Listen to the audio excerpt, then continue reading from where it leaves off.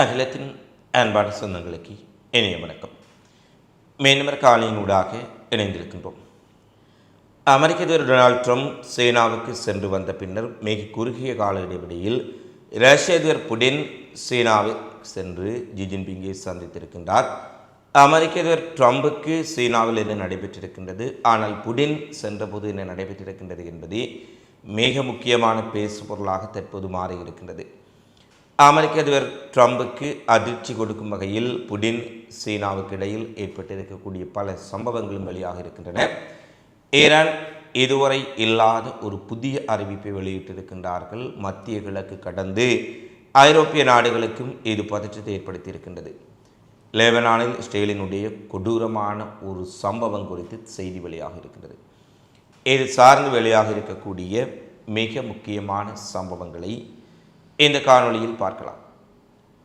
அமெரிக்க அதிபர் Donald Trump கடந்த சில தினங்களுக்கு முன்பாக சீனாவுக்கு விஜயம் செய்து சீன அதிபரை சந்தித்திருந்தார். அப்போது அவர் தன்னுடன் மிகப்பெரிய ஒரு படை பட்டாளம் போல எலன் மாஸ்க், ஆப்பிள் நிறுவனத்தினுடைய சிஇஓ, எந்தெந்த முக்கிய நிறுவனங்கள் எல்லாம் இருக்கின்றது அந்த நிறுவனங்களை எல்லாம் கொண்டு சென்று மிகப்பெரிய அளவில் சீனாவுடன் ஒரு வர்த்தக ஒப்பந்தத்தை செய்து தான் மிகப்பெரிய பொருளாதார பலனுடன் வருவதற்கான முயற்சியில் தான் சென்றிருந்தார். ஆனால் ட்ரம்புக்கு வரவேற்பு கொடுத்து ட்ரம்புக்கு பல்வேறுபட்ட நிகழ்வுகளை அங்கு செய்திருந்தாலும் கூட எந்த ஒரு ஒப்பந்தத்திலும் சீனா அமெரிக்காவுடன் கையெழுத்திடவில்லை என்பது அமெரிக்க அதிபர் ட்ரம்புக்கு மிகப்பெரிய தோல்வியாக பார்க்கப்பட்டது.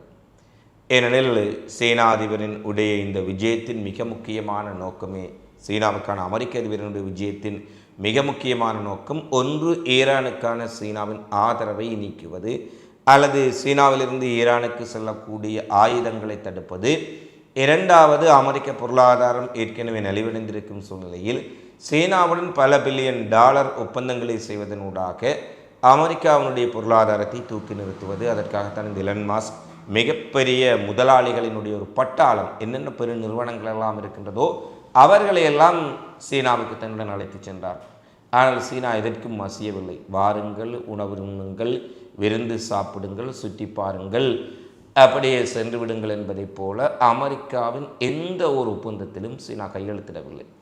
இரண்டாவது, ஈரானுக்கு ஆயுதங்கள் கொடுக்கக்கூடாது என்று ட்ரம்ப் நேரடியாகவே ஜி ஜின்பிங்கிடம் கோரிக்கை வைக்கின்றார். ஆனால் அவர் வழக்கம் போலவே எந்த ஒரு பதிலும் சொல்லாமல் அந்த இடத்தில் அமைதியாக இருந்து விட்டார். இது ட்ரம்புக்கு ஒரு பேரிடி. அவர் ஒரு சாட்டுப்போக்குக்காக கூட நாங்கள் இதை பரிசீலனை செய்வோம் அல்லது கொடுக்க மாட்டோம் என்று கூறவில்லை. எந்த ஒரு பதிலும் சொல்லாமலே அதை பின்னர் முடிவு செய்வோம் என்பதைப் போல ட்ரம்புக்கு கூறிவிட்டார்கள். எனவே இந்த ட்ரம்பினுடைய பயணம் என்பது மிகப்பெரிய தோல்வியில் முடிவடைந்திருந்தது. ஏற்கனவே ஈரான் போரில் தோல்வியடைந்து மிகப்பெரிய தடுமாற்றத்தை அமெரிக்கா சந்தித்த சூழ்நிலையில் சீன பயணமும் ட்ரம்புக்கு தோல்வியில் முடிவடைந்திருந்தது. இந்த நிலையில்தான் ரஷ்ய அதிபர் புடின் இன்று வருகை தந்த பொழுது ட்ரம்பை விட பல மடங்கு மரியாதையும் வரவேற்பும் அவருக்கு கொடுக்கப்பட்டது மட்டுமல்ல, ஒரே நாளில் இன்றைய தினம் 28 ஒப்பந்தங்கள் சீனாவுக்கும் ரஷ்யாவுக்கும் இடையில் கச்சாத்திடப்பட்டிருப்பதாக பெய்ஜிங்கும் மாஸ்கோவும் வெளிவிவகார அமைச்சகங்கள் அதிகாரபூர்வமாக அறிவித்திருக்கின்றார்கள். இவர் மிகப்பெரிய படையோடு செல்கின்றார், பட்டாளத்தோடு செல்கின்றார், தொழிலதிபர்கள் எலன் மாஸ்க் போன்ற ஜாம்பவான்களை எல்லாம் கூட்டி செல்கின்றார். ஆனால் சீனா அவருக்கு கதவை மூடி அனுப்பிவிட்டார்கள். ஆனால் புடின் ஒரு சில முக்கியஸ்தர்களோடு செல்கின்றார். ஆனால் 28 ஒப்பந்தங்கள், அதிலும் சீனாவும் ரஷ்யாவும் ஏற்கனவே இணைந்திருக்கக்கூடிய இந்த கூட்டு மூலோபாய ஒப்பந்தங்கள், அதாவது கூட்டு மேலாண்மையை அதிகப்படுத்துவது, பாதுகாப்பிலாக இருக்கலாம், பொருளாதாரத்தில் இருக்கலாம், ஏற்றுமதி இறக்குமதியாக இருக்கலாம், தங்களுடைய உறவை வலுப்படுத்தக்கூடிய ஒப்பந்தமும் மிக முக்கியமாக கச்சாத்திடப்பட்டிருக்கின்றது.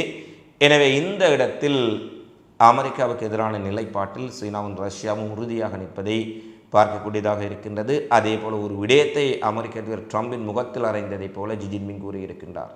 உலக அமைதியை கெடுத்து உலக பொருளாதாரத்தை அளிக்கும் ஆதிக்க சக்திகளுக்கு எதிராக நாம் எப்போதும் ஒன்றிணைந்து தடுப்பு சுவராக இருப்போம்.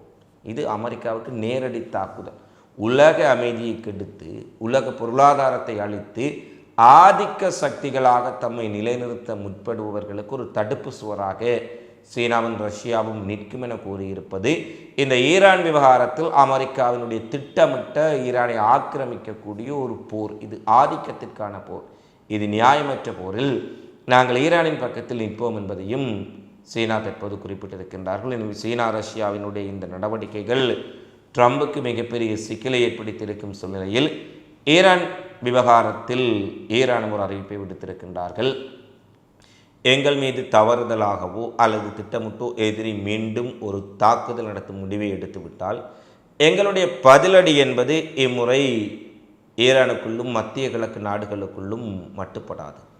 மத்திய கிழக்கு கடந்தும் அமெரிக்க இலக்குகளை நாங்கள் இஸ்ரேலிய இலக்குகளை துவம்சம் செய்வோம். இதை குறித்து வைத்துக் கொள்ளுங்கள் என்று ஐஆர்ஜிசியினுடைய தளபதி என்று கூறுகின்றார்.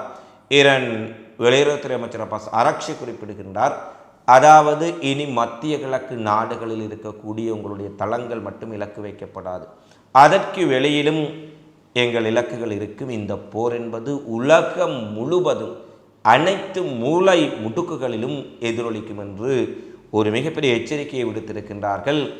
ஏற்கனவே அமெரிக்காவில் இருக்கக்கூடிய எண்ணெய் கிணறுகள், எண்ணெய் சுத்திகரிப்பு நிலையங்கள் பற்றியறிந்த பின்னணியில் ஈரான் இருக்கலாம் என அமெரிக்க உளவுத்துறைக்கு சந்தேகங்கள் இருக்கும் சூழ்நிலையில் இம்முறை நேரடியாகவே மத்திய கிழக்கு கடந்தும் எங்களுடைய பதிலடி இருக்கும் என கூறியிருப்பது ஐரோப்பா, அமெரிக்கா போன்ற நாடுகளையும் அதிர்ச்சிக்குள்ளாக்கி இருக்கிறது.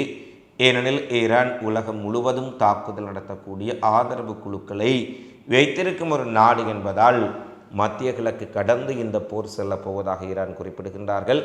அதேபோல் ஈரானினுடைய கடற்படை தளபதி மற்றும் ஐஆர்ஜிசியுடைய முக்கியஸ்தர்கள் குறிப்பிடுகின்றார்கள். இதுவரை களமிறக்காத புதிய ஏவுகணைகள், இதுவரை பயன்படுத்தவே படாத அழிவை ஏற்படுத்தக்கூடிய ட்ரோன்கள், இதுவரை பயன்படுத்தாத பாலிஸ்டிக் ஏவுகணைகள், இதுவரை பயன்படுத்தாத தாக்குதல் படகுகள் என்பவற்றை களமிறக்குவது மட்டுமல்ல, இதுவரை பயன்படுத்தாத தந்திரோபாயங்களையும் நாங்கள் இந்த போரில் பயன்படுத்தப் போகின்றோம். எதிரி நினைத்து பார்க்க முடியாத ஒரு பதிலடியாக இது இருக்கும் என்று ஈரான் திட்டவட்டமாக தங்களுடைய நிலைப்பாட்டை தற்போது தெரிவித்திருக்கின்றார்கள். ஈரானினுடைய இந்த அறிவிப்பு அமெரிக்காவுக்கு மிகப்பெரிய அதிர்ச்சியாக இருக்கும் என்பதில் எந்த மாற்று கருத்தும் இல்லை.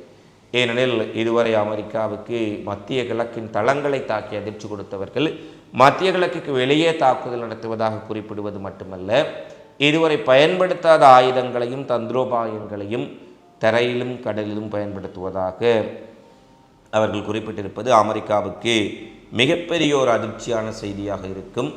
அதேபோல் ட்ரம்புக்கு ஒரு சாட்டையடி கொடுக்கின்றார்கள். நாங்கள் போர் வீரர்கள், ட்விட்டரிலும் சமூக வலைத்தளங்களிலும் பதிலளிப்பதில்லை, போர்க்களத்தில் எதிரிக்கு பதிலளிப்போம் என்பதையும் தெளிவாக கூறிக்கொள்ள விரும்புகின்றோம். இம்முறை போர்க்களம் அதற்கான பதிலை கொடுக்கும் என்ற ஒரு விடயத்தையும் அவர்கள் தெளிவாக தெரிவித்திருக்கின்றார்கள். இப்படியான ஒரு பதற்றமான சூழ்நிலைக்கு மத்தியில் கத்தாரினுடைய வெளியுறவுத்துறை அமைச்சகம் என்ற ஒரு அறிவிப்பை விடுகின்றார்கள். ஈரான் அமெரிக்கா இடையிலான போரை நிறுத்துவதற்கு கத்தார் தன்னாளி என்ற அத்தனை முயற்சிகளையும் செய்து வருவதாக கத்தாரினுடைய வெளியுறவுத்துறை அமைச்சர் தெரிவித்திருக்கின்றார். தங்களை இந்த பிரச்சனையில் மத்தியஸ்தம் செய்யும்படி அமெரிக்காவும் டெஹ்ரானும் கோரிக்கை விடுக்கவில்லை. இருந்த போதிலும் ஈரான் அமெரிக்கா இடையிலான போர் நிறுத்தப்பட்டால் மட்டுமல்ல, மத்திய கிழக்கு கடந்து உலகம் முழுவதும் ஒரு அமைதி எட்ட முடியும். மத்திய கிழக்கு மட்டுமல்ல, உலகமும் அமைதி பெறுவதற்காக இந்த ஈரான் அமெரிக்கா இடையிலான போரை முடிவுக்கு கொண்டு வருவதற்கு எங்களால் என்ன முடியுமோ அனைத்து நடவடிக்கைகளையும் அனைத்து தரப்பினரிடம் ஒரு பேச்சுவார்த்தை நடத்தி வருவதாக கத்தார் தெரிவித்திருக்கின்றார்கள். ஏற்கனவே பாகிஸ்தான் தீவிரமாக இந்த போரை நிறுத்துவதற்கான முயற்சிகளை செய்த சூழ்நிலையில் அது பெரிய அளவில் வெற்றியளிக்கவில்லை.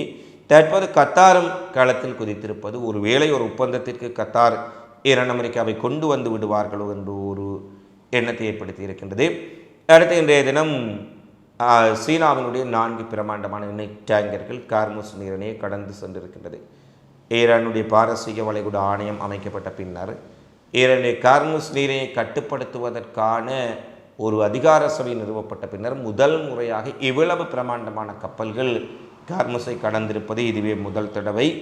யுவாங் கியாங் என்ற கப்பல், ஒசியன் லிலி என்று சொல்லக்கூடிய கப்பல் உள்ளடங்களாக 4 சீனாவினுடைய கப்பல்கள் 4 மில்லியன் பேரல் கச்சா எண்ணெயுடன் இந்த இடத்தை கடந்து சென்றிருப்பதாக கூறப்படுகின்றது. எனவே இந்த புதிய ஆணையம் அமைக்கப்பட்டாலும் கூட ஈரான் சீனாவுக்கு விசேட அனுமதியின் அடிப்படையில் பாரசீக வளைகுடா கார்முஸ் நிலச்சந்தியினூடாக செல்வதற்கு அனுமதி கொடுத்திருக்கின்றார்கள் என்ற செய்தியையும் பார்க்கக்கூடியதாக இருக்கின்றது. எனவே சீனாவுக்கும் ஈரானுக்கும் இடையிலான உறவிலோ, ஈரானுக்கும் ரஷ்யாவுக்கும் இடையிலான உறவிலோ, அல்லது சீனா ரஷ்யா ஈரான் முக்கூட்டிலோ எந்த குழப்பமும் சிக்கலும் இல்லை என்பதை தெளிவாக பார்க்கக்கூடியதாக இருக்கின்றது. ஜோர்டான் என்று ஒரு அவசர அறிவிப்பை விடுகின்றார்கள். எங்கள் நாட்டின் மீது 3 ட்ரோன்கள் மூலம் இன்று மாலை தாக்குதல் நடத்தப்பட்டது. 2 ட்ரோன்களை இடைமுறை தலைத்து விட்டோம். ஒரு ட்ரோன் தாக்கியதில் ஒரு பகுதியில் சேதங்கள் ஏற்பட்டிருக்கின்றன, கட்டிடங்களில் உடைவு ஏற்பட்டிருக்கின்றது. ஆனால் உயிரிழப்புகள் ஏற்படுத்தப்படவில்லை. இந்த ட்ரோன் தாக்குதலை யார் நடத்தினார்கள் என்பது குறித்து விசாரணை செய்து வருகின்றோம் என்ற ஒரு செய்தியை ஜோர்டான் தெரிவித்திருக்கின்றார்கள். ஏற்கனவே மத்திய கிழக்கில் ஒரு பதற்றமான சூழ்நிலை நிலவும் சந்தர்ப்பத்தில் ஜோர்டான் மீது நடத்தப்பட்ட தாக்குதல் மேலும் பதற்றத்தை ஏற்படுத்தி இருக்கின்றது. லெபனான் சுகாதார அமைச்சகம் இன்று ஒரு செய்தி வெளியிட்டிருக்கின்றார்கள். கடந்த மார்ச் மாதம் போர் ஆரம்பத்திலிருந்து 3042 பேர் கொல்லப்பட்டிருக்கின்றார்கள். இந்த 3042 பேரும் ஹிஸ்புல்லா போராளிகள் கிடையாது, தளபதிகள் கிடையாது, ஆயுத இயக்கங்களை சேர்ந்தவர்கள் கிடையாது. 3042 அப்பாவி லெபனான் குடிமக்கள் படுகொலை செய்யப்பட்டிருக்கின்றார்கள் என்ற புள்ளி விவரத்தை லெபனான் அரசு வெளியிட்டிருக்கின்றது. அதாவது இஸ்ரேல் இதுவரை நடத்திய கண்மூடித்தனமான தாக்குதலில் லெபனானில் 3042 அப்பாவி லெபனான் மக்கள் படுகொலை செய்யப்பட்டிருக்கின்றார்கள் என்பதை பார்க்கக்கூடியதாக இருக்கின்றது. இவர்கள் ஹிஸ்புல்லாக்களை கொள்வதாக, ஹிஸ்புல்லா மீது தாக்குதல் நடத்துவதாக கூறினாலும் பெருமளவான தாக்குதல் அங்கிருக்கும் அப்பாவி மக்கள் மீதே நடத்தப்படுவதுதான் மிகவும் துயரமான ஒரு விடயமாக இருப்பதையும் நாங்கள் பார்க்கின்றோம். இறுதியாக அமெரிக்கா போலந்திலிருந்து தன்னுடைய 4000 துருப்புக்களை வெளியேற்றப் போவதான அறிவிப்பை அதிகாரபூர்வமாக வெளியிட்டிருக்கின்றார்கள். ஈரான் போரில் இணைந்து கொள்ளாத காரணத்தினால் அமெரிக்காவுக்கும் நேட்டோவுக்கும் இடையே மிகப்பெரிய முருகல் நிலை ஏற்பட்டிருந்தது.